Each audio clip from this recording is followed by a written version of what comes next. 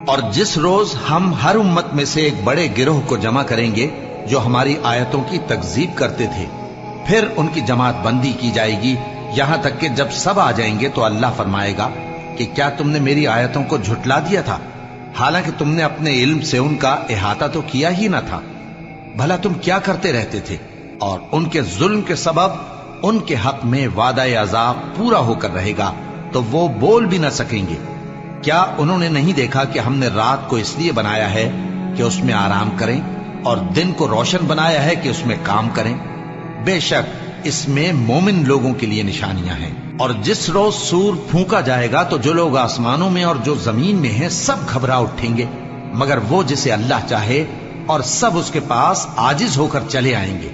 اور تم پہاڑوں کو دیکھتے ہو تو خیال کرتے ہو کہ مضبوط جمے ہوئے ہیں، مگر وہ اس روز اس طرح اڑتے پھریں گے جیسے بادل۔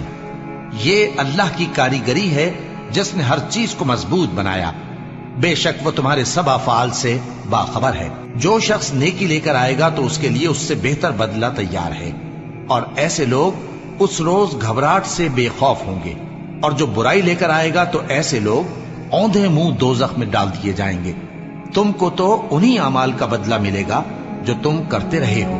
کہہ دو مجھ کو یہی ارشاد ہوا ہے کہ اس شہر مکہ کے مالک کی عبادت کروں جس نے اس کو محترم بنایا ہے، اور ہر چیز اسی کی ہے، اور مجھے یہ بھی حکم ہوا ہے کہ میں فرما بردار رہوں، اور یہ بھی کہ قرآن پڑھا کروں۔